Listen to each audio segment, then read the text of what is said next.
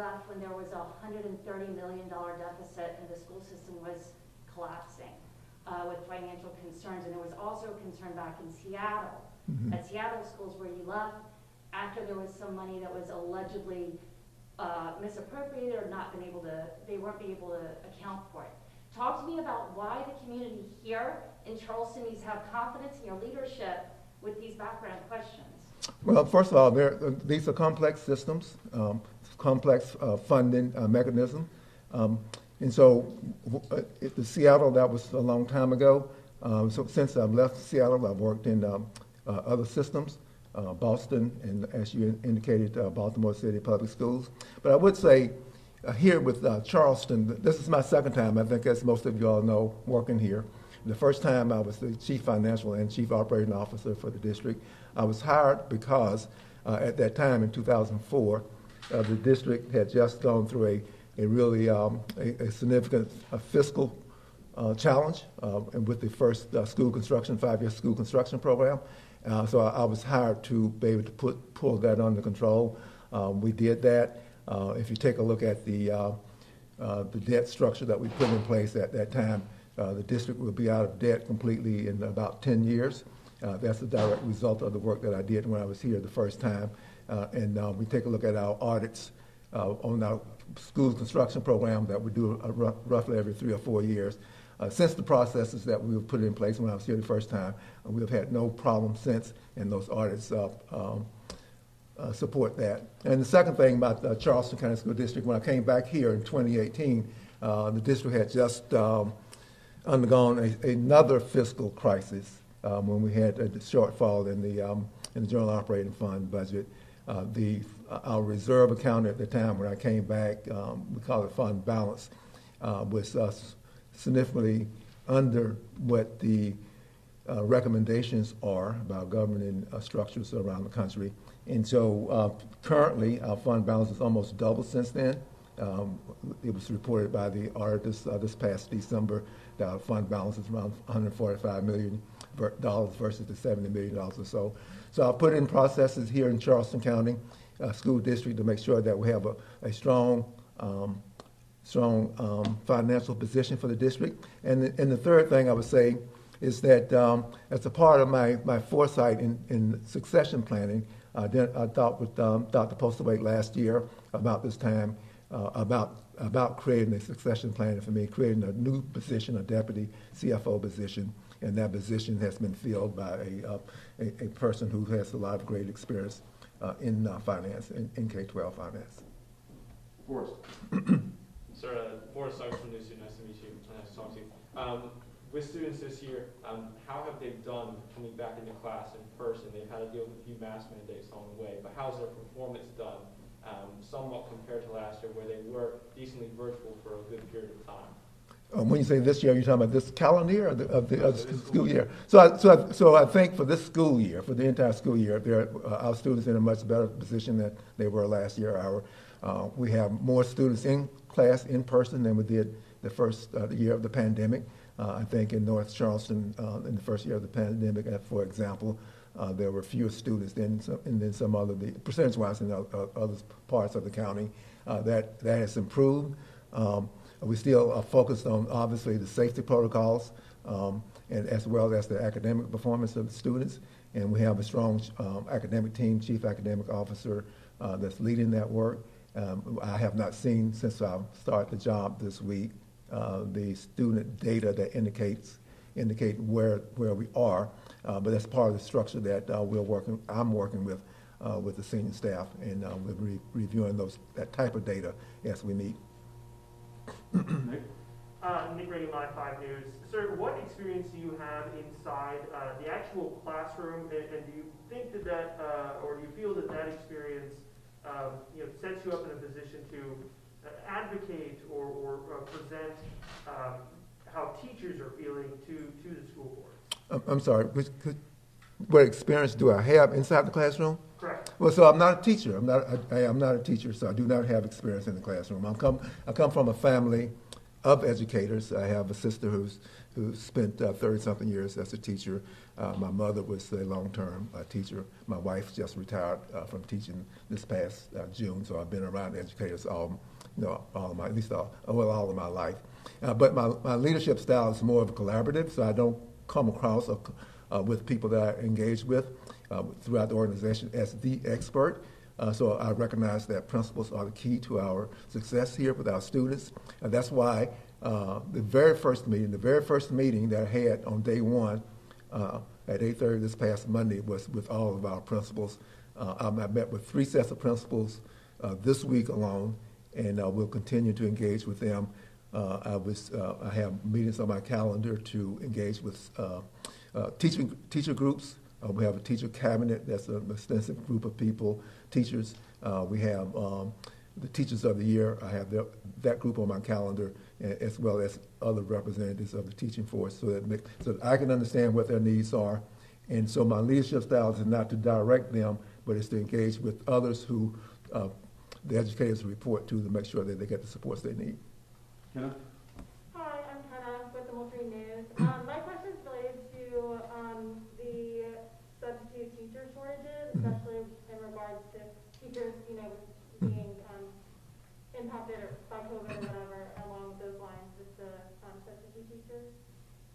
Yeah, so I had my first cabinet meeting this past Tuesday. At that meeting, we agreed to the cabinet, that is, those are all the other chief officers, that we would meet daily for 30 to 45 minutes, sort of like a stand-up to address where we are with staffing shortages, the case counts with the pandemic. Yesterday, we discussed the substitute teachers and the shortfalls that we have there. We made a decision then to increase the rate of pay for substitute teachers and also to give bonuses for substitute teachers. So that's been implemented this coming Monday. In the stand-up this morning, we identified the source of funds for that, so that is a decision that's already been made and addressed. Mark? How much is that rate of pay changing? Can you share? I'm sorry. You said you're increasing the rate of pay for substitute teachers. Can you share how much that is? I don't have the exact number. I think it's $25. And as part of that is a rate of increase in the rate, as well as incentives for X number of days to work during the week. The total dollar amount for that implementation is $1.6 million. Well, Hi, I have one more question on Reimagined schools. So you said you had met with principals and discussed this. What was discussed? What did you guys talk about? What are their concerns, and how are you solving their concerns?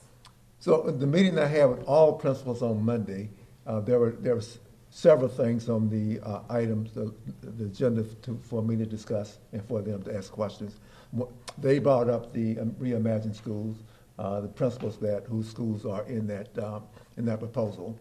They requested of me an opportunity for them to meet with Mr. Darren Goss with the Coastal Community Foundation, the architect, the author of the proposal. So that was their first ask of me. That was on a Monday. We met with Mr. Goss, those principals did, and I, on Tuesday afternoon. And so they had an opportunity then to hear from Mr. Goss about the specifics of the proposal, the thinking of it from his perspective and his team's perspective. And they were able then to ask questions and express their concerns. And so I will take that and discuss it with my cabinet, and then we will determine how to communicate those questions and concerns to the school board.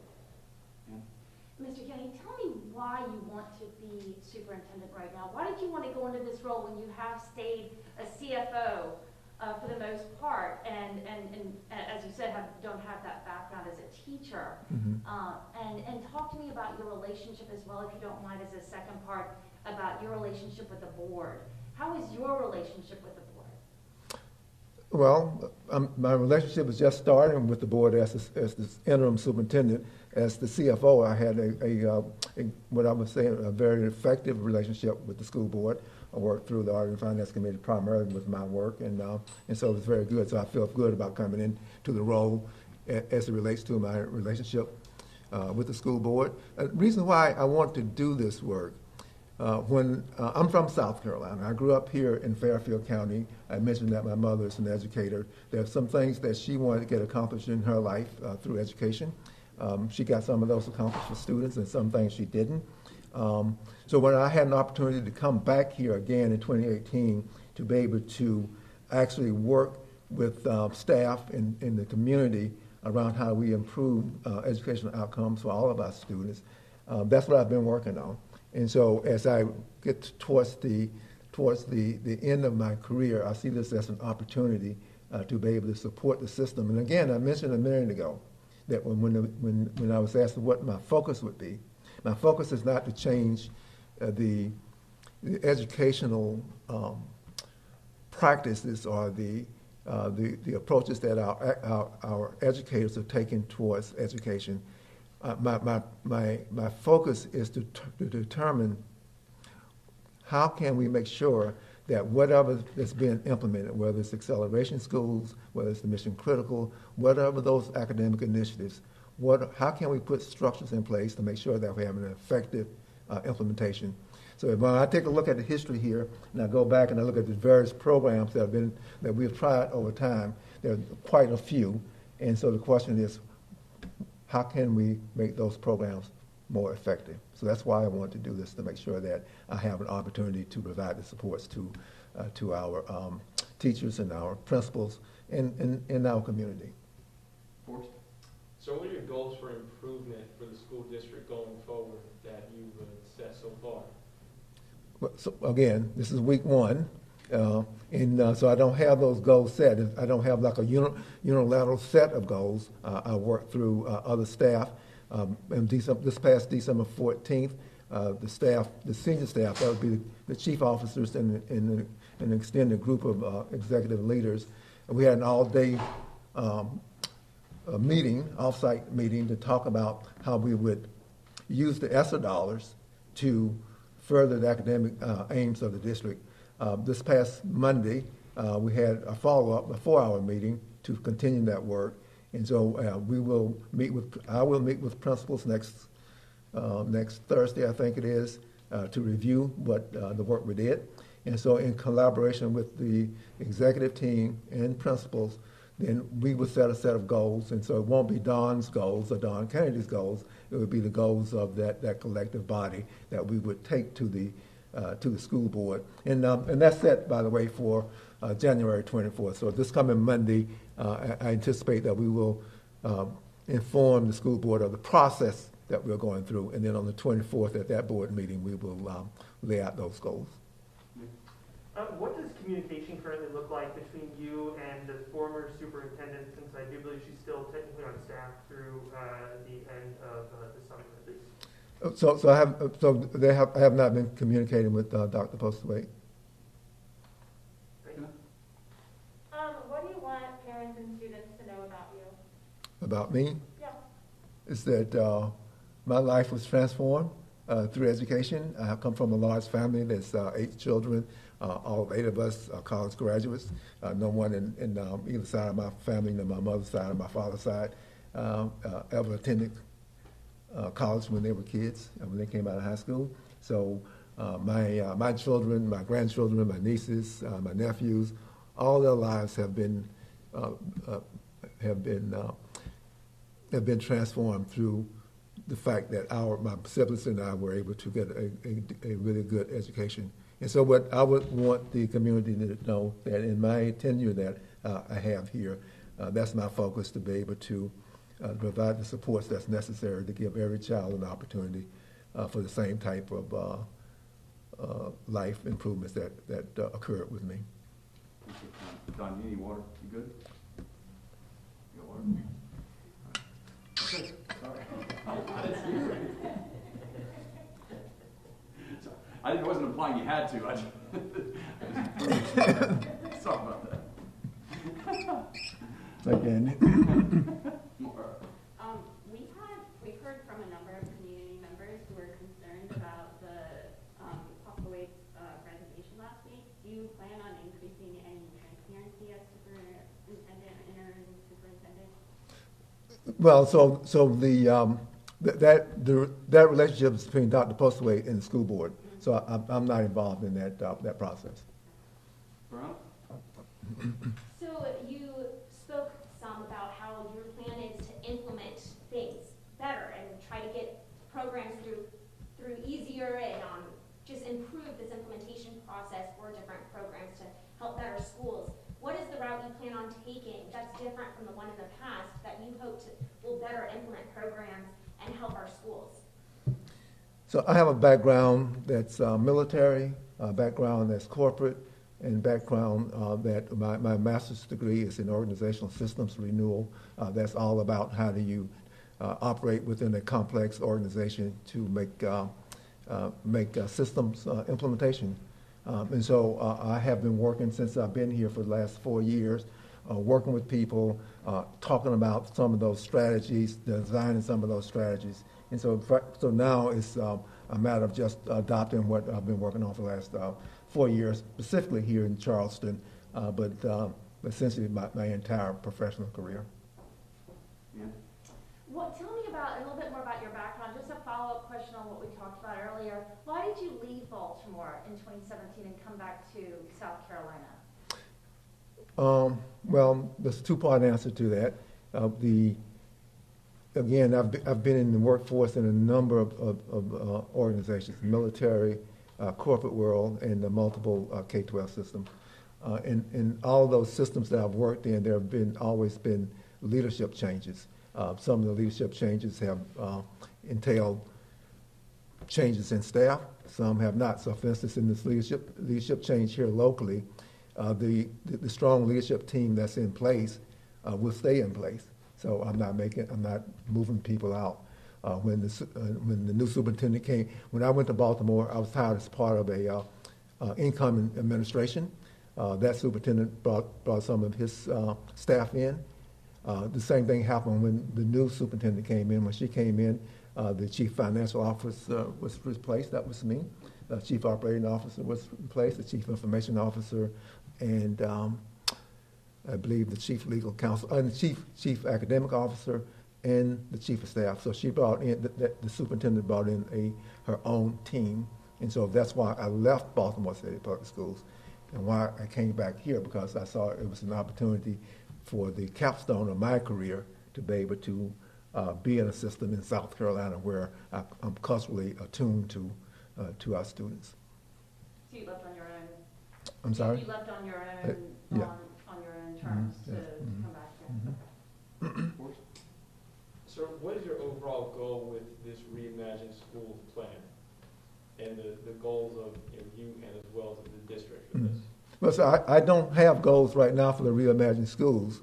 As you know, the ESSER dollars, the ARP ESSER dollars, ESSER 3 is $163 million.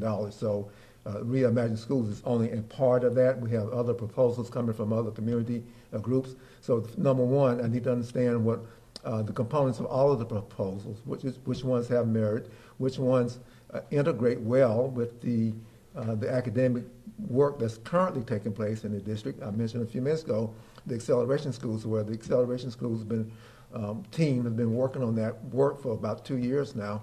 And so how do the proposals that's coming in from the outside, how do the additional dollars that we are going to spend in CCSD, how do all those things integrate with each other? And then again, going back, and then once we figure that out, how do we make sure that we have structures in place for effective implementation? What, if anything, can you tell us about how the search for the next superintendent will go, and would you put your hat into the ring for that position?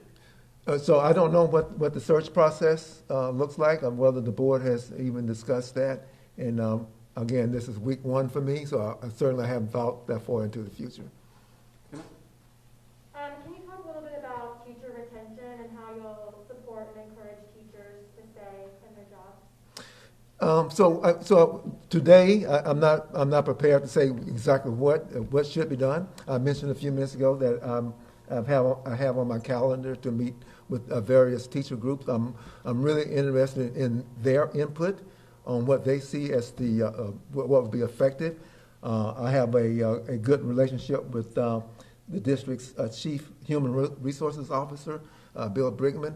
So I have been meeting with him to try and understand some of his thinking on teacher recruitment and retention. I can say, for instance, this has been several months ago, maybe going back to the summer, under the ESSER $2, we approved, sent to the state for approval, $1.8 million for minority teacher recruitment. That program is well underway. I think that's a big kickoff on part of that, in fact, today.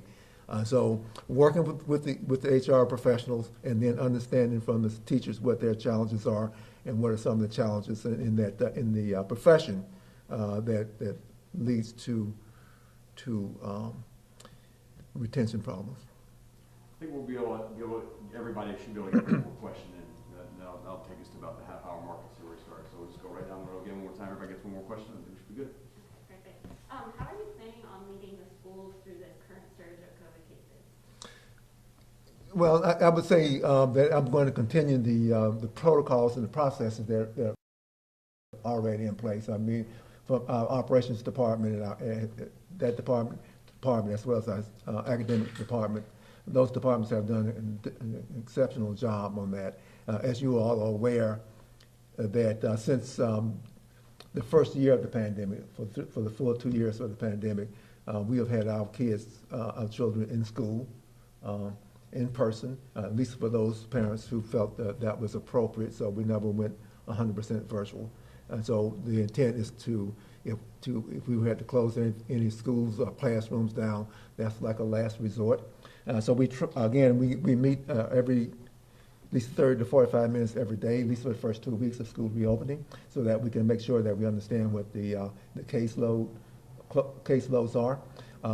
Also, over the first year of the pandemic, we invested a lot of our dollars, both the CARES Act as well as General Operating Fund, in terms of safety protocols, creating a filtration system, improving those in our HVAC system. I've also been the chief operating officer in school districts in the country, and I can say for certain that our systems here, our HVAC system, our school buildings are really, really top notch. And so from a safety standpoint, that's good. We're doing contract tracing.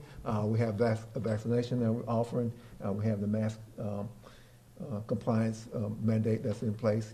So I will continue working with staff to continue the safety protocols that have been in place, and we have been enhancing for the last 2 years. And so safety is number one. So once we ensure that our students and our staff are safe, the second priority is to make sure that our schools stay open. Hi, so on Monday, if Reimagined Schools is passed, what is your plan for the implementation of the project? So the funding of the proposals, whether it's the Reimagined proposal or other proposals, they come under federal funding guidelines. And so the first thing that we would need to do is to make sure that whatever components of the grant that's going to the Reimagined Schools program is going to be put in place, that staff understand how they fit into those components fit into the requirements of the federal grants. And so it'd be a planning process. Effective planning is the starting point of this type of effective structure I indicated we need to put in place. Yeah. Mr. Kennedy, tell me what you learned during your time during that massive deficit issue in Baltimore that you're going to be able to do to make sure that doesn't happen here in Charleston County, that we are able to work within our budget. What lessons did you take away from that time? So if you go back and take a look at the financial condition of Charleston County School District when I came here in 2018, it was precarious. I have worked effectively with the finance staff to establish financial analysis, financial projections, and taking those monthly to the Audit and Finance Committee. And so I meet with the Audit and Finance Committee monthly. I take a monthly financial report. I take monthly financial projections. In the history that we've had here in the last 3.5 years since I agreed to be the CFO again, is that what I have projected how we would end the year financially is exactly how we have ended each of those 3 years. So if you take a look at our fund balance or our reserve account, it has steadily increased over the last 3 to 4 years. So the lessons I learned is make sure that I work with the Audit and the Finance Committee and make sure that my staff understands the financial projection process. So how have the vaccine clinics been doing over the past couple of months for the younger students in the county? I forget what the age range was, and you were talking about 5-11. How's that been going? Have you seen people be receptive to this option that you all continue to put forward? Yeah, well, so since I've been on the job this week, I have not actually looked at those numbers, but with our Chief Operating Officer in our stand-up meetings each day this week, Mr. Jeff Barori, we talk about what issues are out there, what problems that we need to work through. The issue of the vaccines, that has not come up as an issue. So my assumption is that things are running smoothly, and we'll spend more time when I have an opportunity, me, my staff, when I have an opportunity next week for an expanded meeting versus 30-minute stand-ups. Can you just break down exactly what happened in Seattle? No. All right, well, I'm not it's been years since I thought about Seattle. Last Wednesday night when I went home after the announcement here about my appointment, and I turned on the TV, and I'm not sure it may have been your channel. I think it was at the tail end of the broadcast. It was mentioned about Seattle. That was the first time I thought about Seattle in a long time. If you recall, though, Dr. Goodlow Johnson, who used to be the superintendent here, she was in Seattle at the same time I was, and so we left there together. But again, I have not really dwelled on that. When I was in Seattle, my focus was on supporting the folks that were interested in student outcomes, improving those outcomes. Since I've been back on the East Coast since 2011, that focus has been the same. Okay, close it up. I don't have any additional questions. Okay. Thank you very much for your time. Appreciate it, Don. Thank you. Thank you. Thank you. All right, thank you, sir.